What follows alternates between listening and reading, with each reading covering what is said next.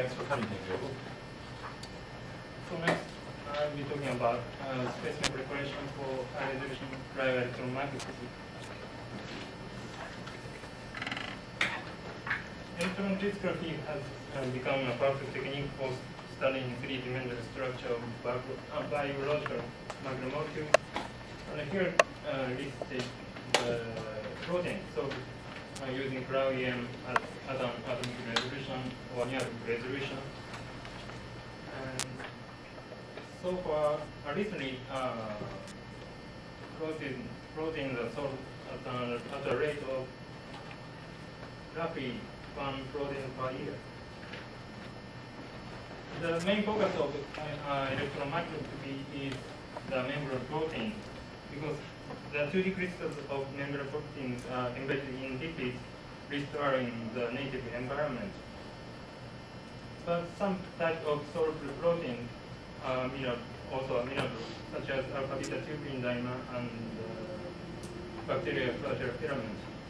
But most of these were solved using 2D crystals. But acetylcholine receptor and bacterial flagella filaments were solved using chemical methods. But the specimen preparation I'll be talking today is mostly applied to 2D crystals. This is the flowchart of the electron crystallography. First, you clarify your target protein and 2D crystallize. Then you collect data using cryo-EM, both electron micrographs and hopefully electron direction patterns, and from antibody specimens and hopefully 3D specimens. Then the data is computationally processed to obtain 2D map or 3D map. The bottleneck of electron crystallography is to obtain good quality crystals, and also data collection is sometimes time limiting and time consuming. So there are some problems to be overcome, and appropriate specimen preparation for your crystal is needed. Besides the 2D crystal quality itself, several factors have been identified to degrade image quality and to limit image resolution. One of them is radiation damage to the biological specimen, as Bob introduced beforehand. The deposition of energy on the biological specimen by radiation causes the breakage of chemical bonds in the protein, leading to which results in the radicals and molecular fragments are produced, leading to a severe disruption of the initial structure. As regard to this issue, a very low temperature, especially liquid helium temperature, has been shown to reduce the effect of the radiation damage, prompting the development of a stable cryo-electron microscope with a helium to specimen stage. I would add that most of them solved at an atomic resolution was solved using helium temperature. So this graph shows the scaling of intensity of diffraction spots by irradiation of biological crystals at different temperature.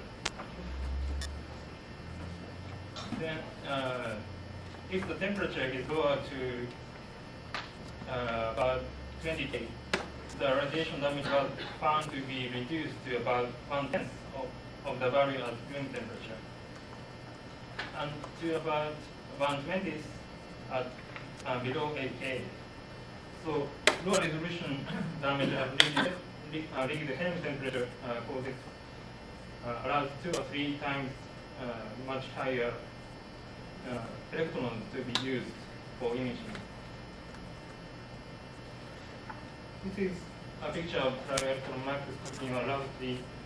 This is a totally type of microscope in which many parts of test message are arranged with an axial symmetry in order to minimize any drift, specimen drift induced by any temperature change inside. The second problem is the lack of specimen flatness. As shown here, this is t-axis. As shown here, the imperfect specimen flatness for the diffraction spots perpendicular to the t-axis to be blurred or even disappeared.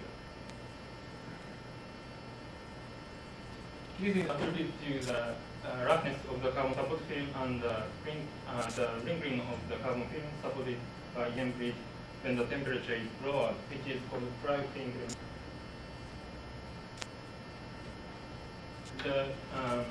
This is caused by the different shrinkage of EM grid and carbon support film. In 1993, it has been shown that the cryo-film can be significantly reduced if you use molybdenum grid rather than copper grid, because the linear thermal expander coefficient is similar to that of carbon. So now molybdenum grid is mostly commonly used. These are manufactured pictures of molybdenum grid. Right one is molybdenum grid in common use, which has rough hole edges which tend to cause the cryo-thinking. We are using newly designed molybdenum grids, which were carefully manufactured by etching to preserve smooth surface, especially around the hole edges. These tend to prevent the carbon film from wrinkling. This grid has circular holes, 100 micrometers in diameter, large enough to take tilted data, because the apparent size of grid holes gets smaller when you tilt it. So it's easier for this grid to take tilt data and such results when you in the search mode.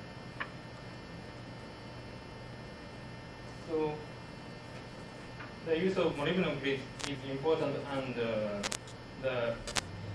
the flatness of carbon support film is much more important, because the flatness of the carbon support film can assure the planarity of 2D crystals.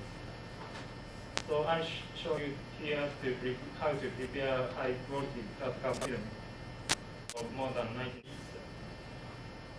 But it's very important to evaporate carbon so that you can get a flat and mechanically stable carbon support film. In order to achieve this, we evacuate the jar for more than 1 day before evaporation. And evaporation technique is also needed. Deep pin one end of the carbon rod to about 1.5 millimeter in diameter and 7 millimeter long, and evaporate carbon by heating without setting microplates until a crust, as shown here by an arrowhead, until a crust is formed on the tip of the carbon rod. This crust is believed to be effective to prevent the sparkling. Then, just after this pre-evaporation,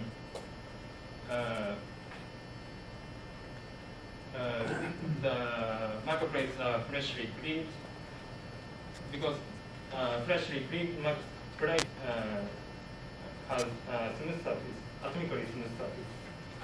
So the microplates are set on the evaporator here. That's a question. Yes. You already evacuate for 1 day. Yeah. And then is this so-called fresh cleaved mica already in the chamber, or do you? No. Without setting microplates, pre-evaporation is done without setting microplates. And then after pre-evaporation, you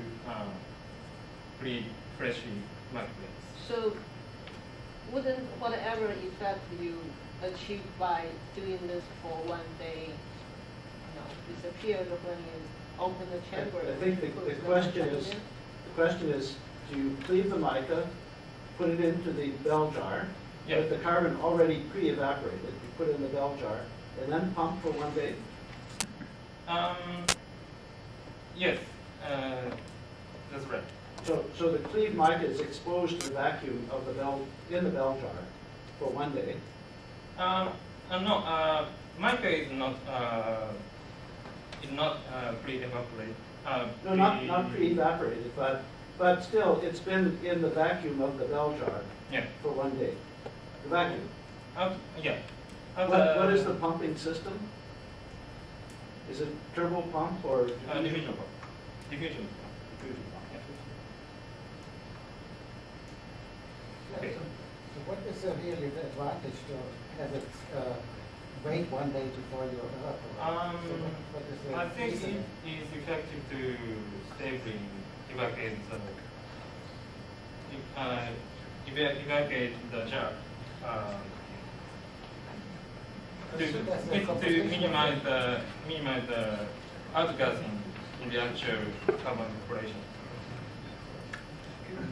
I think what actually that if you have the whole system always on the vacuum, then you're very fast reach high vacuum. But if you have system turned off for quite a long period of time, you can get outgas from all different parts and from carbon wall and all this. That's why after 1 day, vacuum is much more stable in this system. If you would use a different vacuum pump, for instance, a children molecular pump with a different distance, so you would not have. Yeah, your outgas will be the same. Yeah, outgassing you always have. Somehow, but certainly devise the procedure to reduce this time, get more outgassing, so just by heating also, by heating procedure or something like that, to make the outgassing faster, and then go down the temperature. Some baking procedure also. But this is something that's just. Can I ask, why does that crust stop sparking? I'm not sure, but by experience, it is reliable. Yeah. And it's also important to degas and bake out the carbon load by evaporation and to minimize the probability of outgassing in the actual evaporation.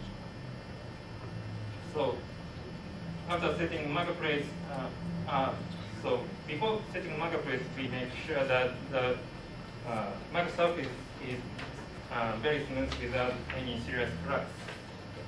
Then the carbon is evaporated and deposited onto microplates to about 10 nanometer thick.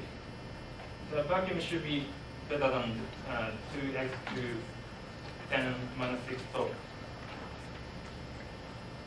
These are products of carbon support film plotted on the water. Red one is sparkless carbon film, which has a smooth and flat surface, and right one is affected by sparkling. As you see, they are more badly dented and more fragile. Sparkless carbon film is surprisingly mechanically stable, and it makes the specimen preparation much easier. One other disadvantage is that specimen should be studied in vacuum, which could cause the dehydration of the specimen, leading to a severe disruption of protein structure. Because biological specimen consists of more than 80% water, one way to reduce the effect of dehydration is sugar embedding, which was introduced when Nigel Army and Richard Henderson published a pioneering work on 2D structure analysis of 2D crystals of bacteriotoxin. They used glucose for an embedding medium. Hydration is essential for the integrity of protein structure. If the structure of water is removed, the surface charges is exposed, resulting in the denaturation of the protein. In sugar embedding, the sugar molecules are substituted for water molecules and form direct interaction with proteins as well as polar head groups in lipids. So, so far, 3 different media have been used. Glucose was used for bacteriotoxin and glycopolyl. For the structure analysis of LSD2, tannic acid, glucose derivative was used. For alpha-beta-tubulin, tannic acid was also used in combination with glucose. Other proteins were solved using trihalose, which is one of the saccharides consisting of 2 glucose molecules. And trihalose plays an important role in the protection of cell structure in dehydration tolerant or freeze tolerant organisms. So sugar is also important as a dry protectant when the specimen is frozen. So I'll show you the bag injection method, how to prepare sugar-embedded specimens. First, a piece of carbon film is floated onto water, and this is picked up with molybdenum plate.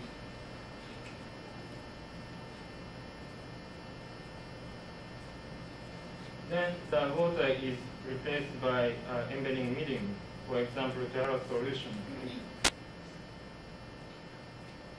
Then the grid is turned over. A few microliter crystal solution is injected and mixed into carbon B side of the grid. That is back side. After incubation, the grid is put onto a filter paper with carbon film style up, so that excess liquid is blotted off.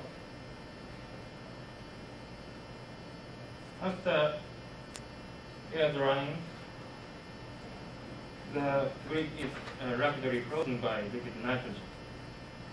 Then the specimen is transferred into cryo-electron microscope. I listed here parameters of specimen preparation. First, the type of embedding medium and its concentration. The preparation is usually done at room temperature, but if the deterioration of crystal occurs, preparation at 4 degrees may help. How to sample crystals from storage tube into grid. Some type of crystals, for example, MDX1 crystals tend not to adhere to carbon film. So long incubation after injecting a sample may induce crystals to adhere to them. Alternatively, you can sample from the bottom of the storage tube, because the crystals tend to precipitate after harvesting. So it will result in a larger amount of crystals on the grid. Other type of crystals tend to stack. In that case, solo agitation, for example, 30 times pipetting or 50 or more, it may be it may result in such serious agitation, result in larger population of crystals on the grid. Next, the length of blotting and air drying, which determines the thickness of the specimen. This should be optimized for a specimen depending on the humidity of the room or how tough crystals are against drying. If the air drying is too short, the specimen will become too thick to take good data. If the specimen is too dry, the crystals deteriorate in general.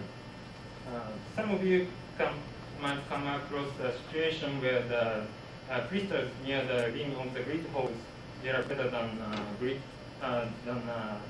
crystals near the center of the grid hole. It's because the center of the grid hole is easily dried, more easily dried. Yes.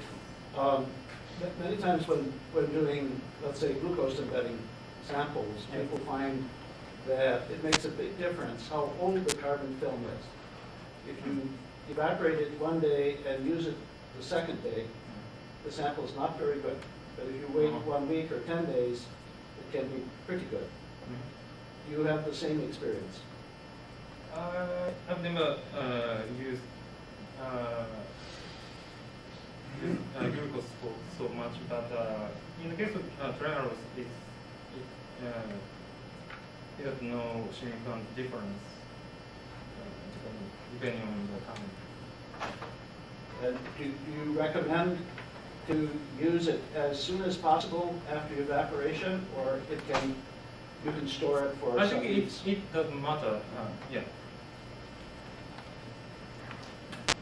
So if in the case of crystal sensitive to drying, it would work. It would help if you test higher concentration of embedding medium. Alternatively, it would work if you try the carbon sandwich method, about which I will mention later. The last parameter is the back injection carbon sandwich method.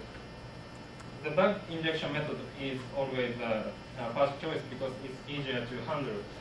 The carbon sandwich is effective to take tilted data or when you are aiming at higher resolution. The remaining problem is beam-induced image movement due to specimen charging. This is a phenomenon which is found when you take tilted images. This causes a very low yield of good quality images. In the case of bacterial rhodopsin, 180 good images were used for the structural determination of bacterial rhodopsin at 3 angstrom resolution at previous group. And to collect 180 good images, they had to take nearly 10,000 images. And this is a picture of the useless microglass, and that could not be used for the analysis. So the success rate is extremely low, and the collecting enough images is time consuming. This is because of mainly because of the beam-induced image movement.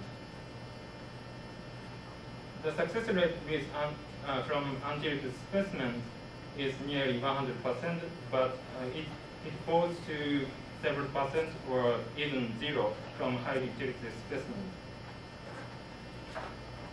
This is a comparison of the Fourier transform of tilted images with and without beam-induced image shift. In the case of good one, this is tilt axis, and spots perpendicular to the tilt axis are visible as well as along the tilt axis. In the case of a pattern affected by beam-induced image shift, along the spots along the tilt axis are visible, but the spots perpendicular to the tilt axis disappear.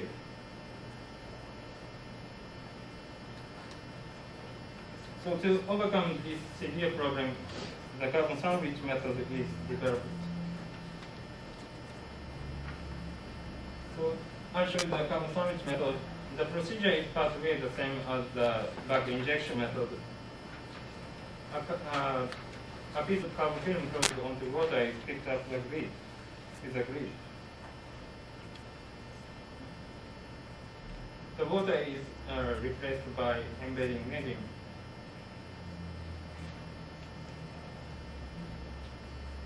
Then a few microliter of crystal solution is injected in the carbon-free side of the grid and mixed.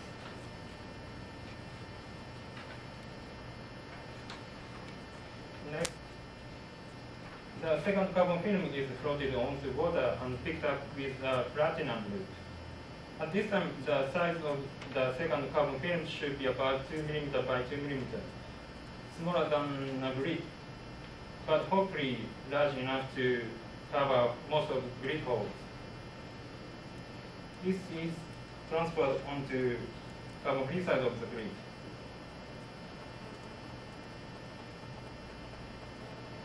Then the excess liquid is floated off with a piece of filter paper from the rim of the grid.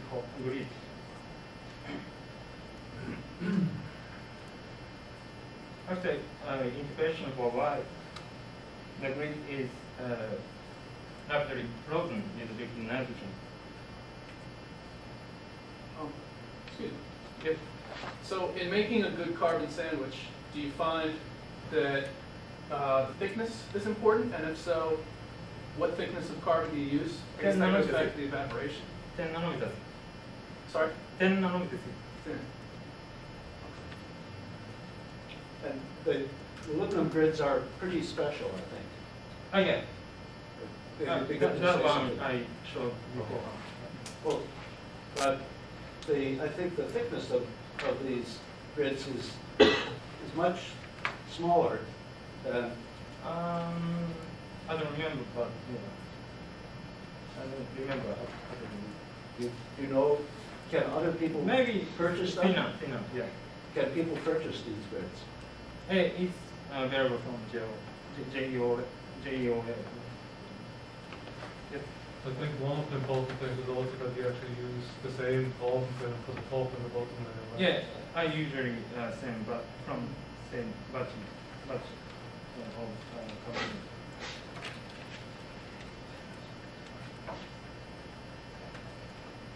So we have taken typically images both with half sandwich method and back injection method and quantitatively compared.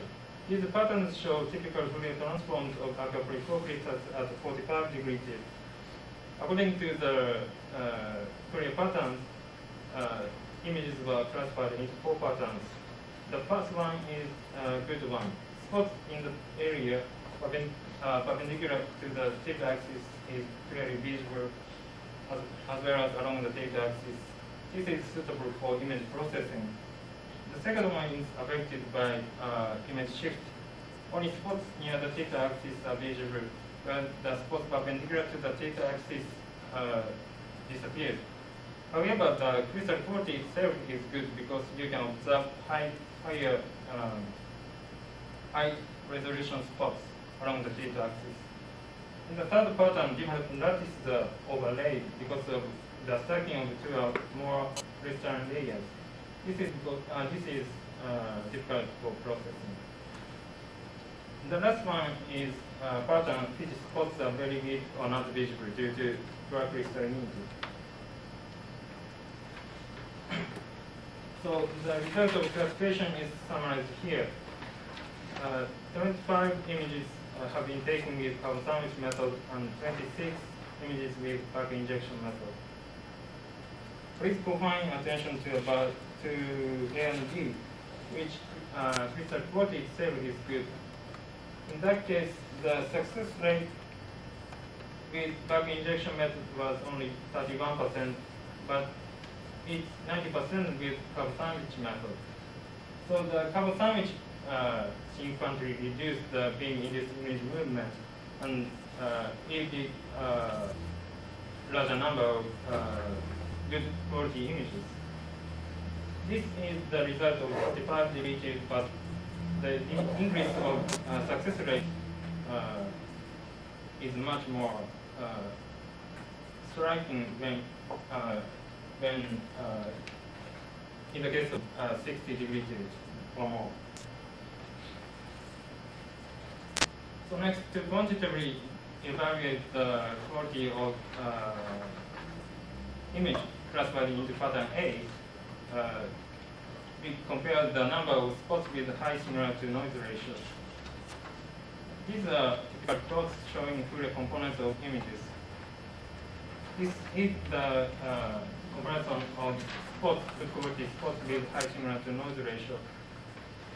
Notice that carbon sandwich method gave more good quality spots in all the range of resolution. In total, the carbon sandwich method is more than 20% increase. Especially the vertical area showed marked increase. So the carbon sandwich method produces images of good quality than the back injection method, in spite of the increased background noise due to double carbon layers.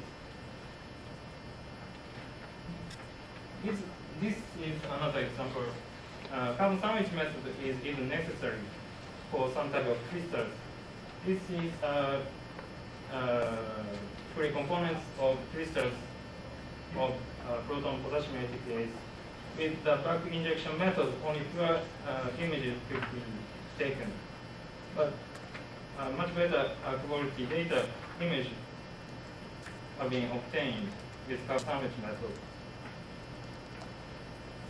Also, the success rate of TDQ images is extremely low.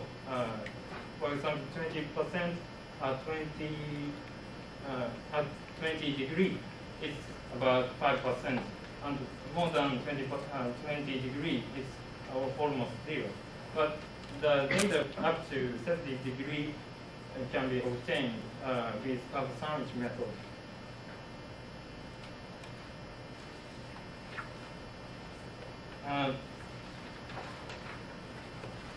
This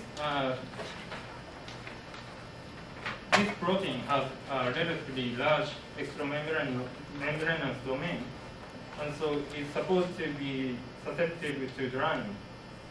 In the case of back injection method, the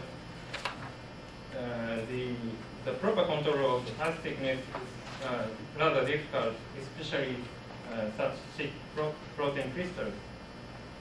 In the back injection method, the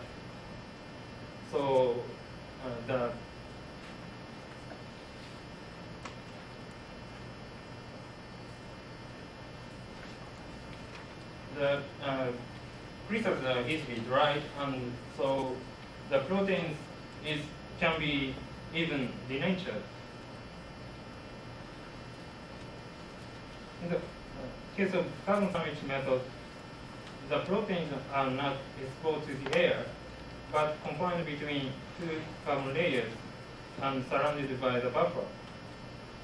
So that the proteins are kept hydrated.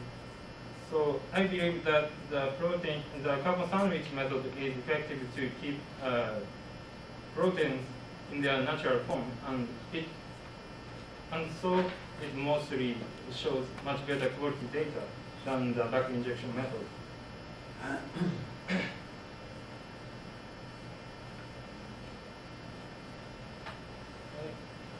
Maybe it's about time to have a.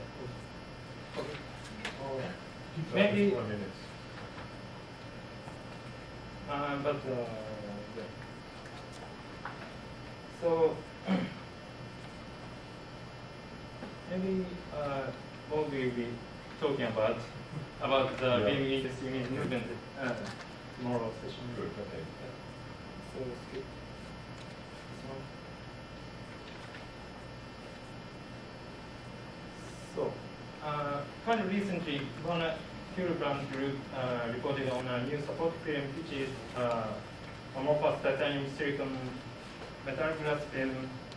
This is also prepared by evaporating onto microplates, and this has a few advantages.